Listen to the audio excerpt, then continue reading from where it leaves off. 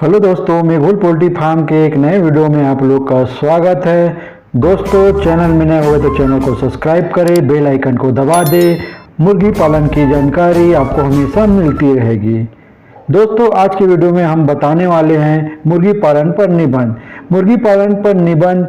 नमस्कार दोस्तों, आपका स्वागत है। आज के हम मुर्गी पालन पर निबंध लेकर आए हैं। इस अनुच्छेद भाषण स्पीच लेख में मुर्गी पालन व्यवसाय के सरल से सरल भाषा में जानकारी निबंध ऐसे के रूप में यहाँ उपलब्ध करा रहे हैं।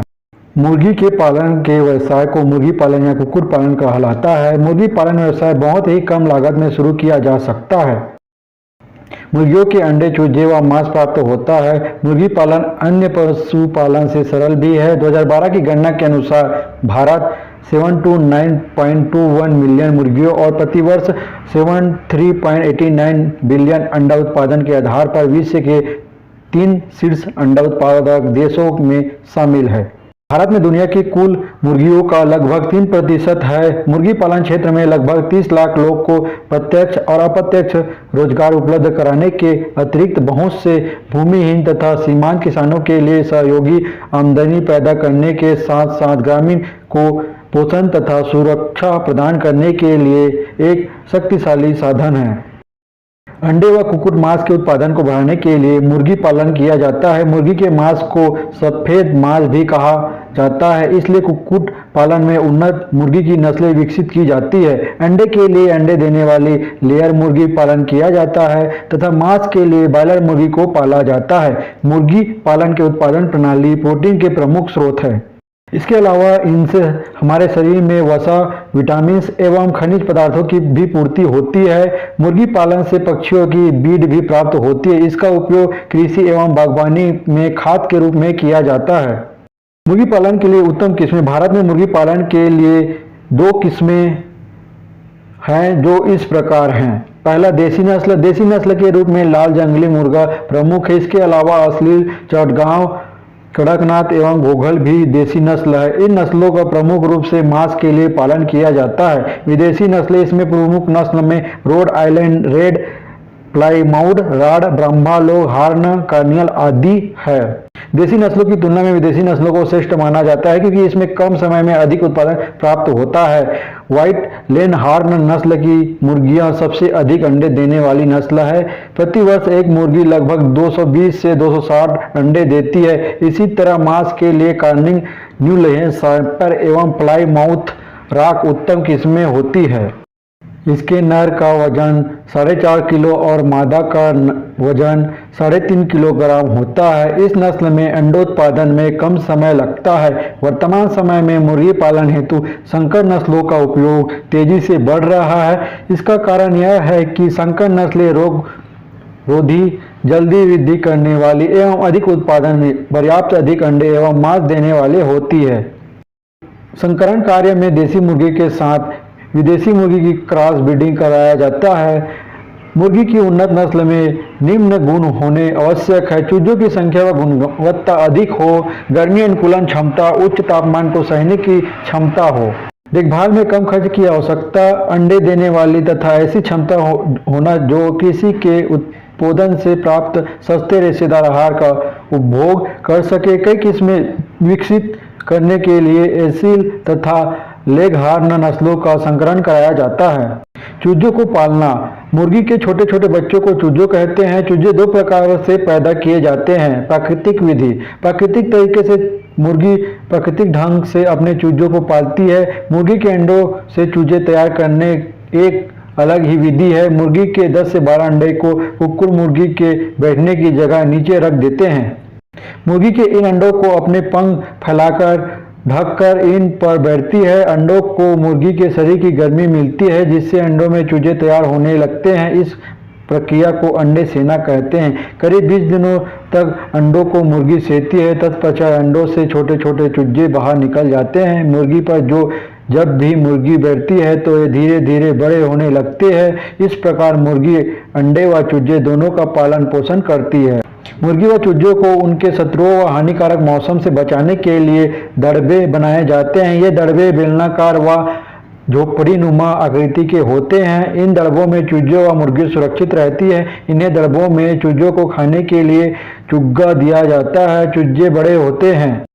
कृत्रिम विधि, कृत्रिम पालन पोषण व मतलब चूजों को बिना मुर्गी की सहायता के लिए अंडे से चूजे तैयार करना एवं उनका पालन पोषण करना है। कृत्रिम पोषण के लिए पोषक गृह बनाए जाते हैं। पोषक गृहों में चूजों की संख्या के आधार पर छोटा, बड़ा या सुरक्षित बनाया जाता है। पोषण गृहों में चूजे ठंडी, गर्म और बैटरी दबड़ा विधि से किए जाते हैं। बड़े पैमाने पर पालन पोषण के लिए कृत्रिम विधि की प्रयोग में लाई जाती है। चूजों के पोषण में इन्हें गर्म रखना, आराम देना तथा संतुलित भोजन देना आवश्यक होता है। मुर्गी पालन के लिए आवास, मुर्गी पालन को व्यावसायिक स्तर पर करने के लिए आरामदायक एवं सुरक्षित आवास की आवश्यकता होती है। मुर्गी घर को आबादी से दूर तथा खुले स्थान पर बनाया जाना चाहिए। यह स्थान ढलान वाली होनी चाहिए जिससे मुर्गी घर के आसपास पानी जमा नहीं हो सके। हवा एवं धूप प्रवेश के लिए मुर्गी घर का दक्षिण तथा पूर्व खुला रखा जाना चाहिए। मुर्गियों के रहने के स्थान ऐसे होने चाहिए जहां हवा का प्रवेश हो सके परंतु वर्षा, ठंडी एवं गर्म हवा को झोंकों से बचाव हो सके। एक मुर्गी के लिए कम से कम 1.25 वर्ग मीटर जगह दड़बे के अंदर मिलनी चाहिए। इसके साथ बाहर खुले बड़े में 2.5 से 3.25 वर्ग मीटर जगह पेड़ पौधे की छाया का होना आवश्यक है। अन्य जानवरों के बचाव के लिए बाड़े के चारों ओर तार के जाली का घेरा भी रखा जाता है जो प्रायः 1 से 1.5 मीटर तक ऊंचा होता है। दड़बा के अंदर बंद करने के लिए दरवाजे और उसके नीचे तार की जाली लगाते हैं। कुछ आवास स्थान से दूसरे स्थान पर ले जाने जा सकता है जिन्हें चल आवास कहते हैं। प्रायः बाड़े की लंबाई 12 मीटर और चौड़ाई 6 मीटर रखी जाती है। यह मुर्गी के घूमने फिरने और उसके दबड़े के लिए पर्याप्त होता है। यह मुख्य मुर्गी खाना ईंट, लकड़ी की या धातु का भी बनाया जा सकता है। बहुत ठंडी जगहों के लिए ईंट का मुर्गी खाना ही ठीक होता है। जहां मौसम खराब होता है और पानी खूब बरसता है वहां धातु के हवादार मुर्गी खाने बनते हैं। मुर्गी घर के लिए पिंजरा प्रणाली अथवा डीप लिटर प्रणाली उपयुक्त की जाती है। कम संख्या में मुर्गी पालन के लिए पिंजरा प्रणाली एवं व्यावसायिक स्तर पर पालने के लिए ड्रिप लिटर प्रणाली उपयुक्त रहती है।